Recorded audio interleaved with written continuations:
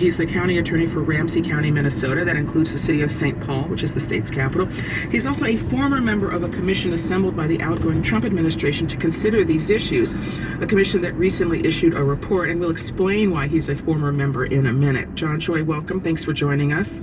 Thanks for having me on. We're also joined by Arthur Ago. He is the director of the Criminal Justice Project for the Lawyers Committee for Civil Rights Under the Law. That's a nonprofit that was assembled during the Kennedy administration to gather the nation's legal firepower to advance civil and human rights. Arthur Ago, welcome to you as well. Thank you for having me, Michelle. I'm just going to start with you because, as I mentioned, you served on President Trump's Law Enforcement Commission before you resigned last year. And given the kind of the flood of news we've all experienced lately, I'm not sure that many people know that there was a Trump commission on law enforcement issues. And I just want to talk about what that commission was supposed to do and why you resigned. So as briefly as you can, could you just answer those two questions? Yeah, actually I was on one of the working groups, so I was associated with kind of supporting that work, but it became very clear to me that there was very much a predetermined agenda. And what that agenda really was to kind of continue on with the past failed practices around policing and not really listening to the voices of other perspectives, especially around the issue of reform. And as I became more involved with it, that just became very clear to me, and I think that's not the path forward. And Arthur Ago, it's my understanding that this commission was controversial from the beginning, in part because it was dominated by law enforcement. There really were no representatives from outside groups. Is that accurate? Yes, there were two main controversies. What you described, Michelle, was accurate. There were no, as it were, civilian members of the commission. There were no public defenders that were on the commission. There were no activists on the commission. And so nobody that would be protected or served by the police were on the commission. And then the second aspect of it was the government did not provide notice as to when the commission was meeting so that they could get input. So those were the two controversies. But having said that, though, the fact is that this commission did meet. It does seem to represent kind of a center of gravity of thinking around what reform should look like in the law enforcement community. I want to note that, recently there was a survey of 400 police chiefs around the country, and it seems that their concept of reform very closely tracked with what the Trump administration put forward. But was there any merit to some of the findings that this commission put forward? I want to note that one of their recommendations was every state should require its police departments to have an independent agency to investigate all fatal shootings and other serious use of force incidents, that there should be improvements in recruitment and training of officers, but they also defended the notion of retaining qualified immunity for officers who are sued for their actions. So, John Choi, I'll just ask, since you were closest to that work, even though you disagreed with the overall thrust of it, were there any strategies that they embraced that you agree with? Well, absolutely. I mean, there are things in there that certainly it would be good for policing. But here's the problem. The problem is that for decades, police got to decide all of this stuff. And I believe very much in this concept of civilian control of our policing. We all are public servants. We work for the people, and we need to reflect the values of our communities that we serve. And so this whole process, as Arthur talked about, did not include those perspectives and voices. And if we did, I know that we would have gone much, much further with respect to the things that need to change in America. So let's wheel that around now and talk and look forward. A new administration is coming in. I just want to ask you to, as briefly as you can, because this is such a deep topic, what are the strategies that you think the new administration should look to? And Arthur Ago, why don't you start? There are sort of three general areas that the administration might have an effect on reform of policing in the United States. The first is a direct effect, which is affecting the federal police forces, setting use of force standards, body-worn and dashboard camera standards, those types of things for federal police forces like the U.S. Park Police.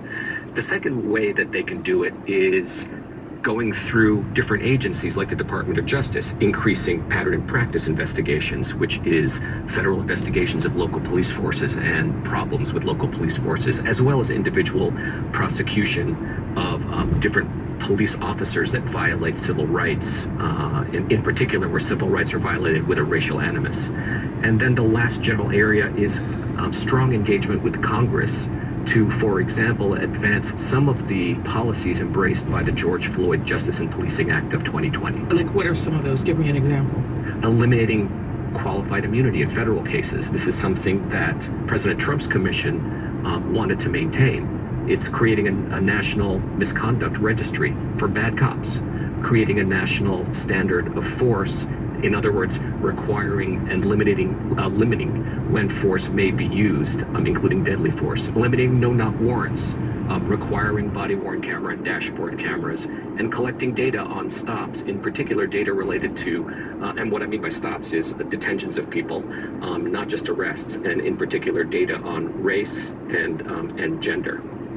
John Troy, what about you? I mean, you are referred to as a progressive, and it has to be said that it seems that there's kind of a generation of progressive prosecutors, self-described progressive prosecutors looking to change law enforcement from within the system. On the other hand, as you saw with the Trump Commission, there's a significant pushback against that. And in fact, the commission even called for reining in elected prosecutors like yourself who want to change some of these enforcement schemes.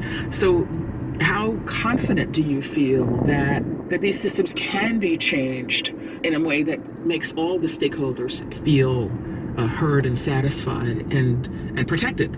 I think one of the problems too is that we've, as a society in America, have been conditioned to believe that our solutions are either this or that. It's like that. It's a binary choice, and it's really not. We need to get beyond that. We need to think about how we achieve public safety in different ways. I think we need to think about different strategies to keep our communities safe and thriving, and that means that I think we need to think about other types of disciplines that can work hand in hand with the police, public health strategies, thinking about other parts of government that can be deployed to essentially address some of these underlying root causes of things that manifest in our communities. John Troy, before we let you go, you know, you're based in a state capital. You're a law enforcement officer there. As you know, that there have been numerous warnings by the FBI and other agencies that there are plans for malactors to cause some kind of trouble.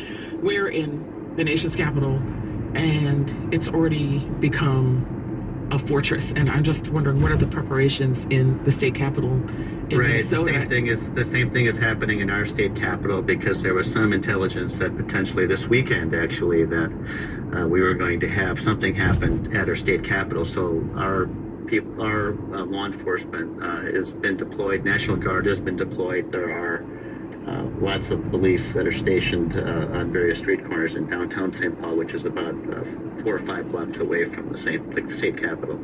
And in addition to what John said, I know that there are preparations across capitals in the United States. I think that part of what has to continue to happen, though, in terms of police reform, is continued investigation into police involvement in these protests, demonstrations, and frankly, insurrections.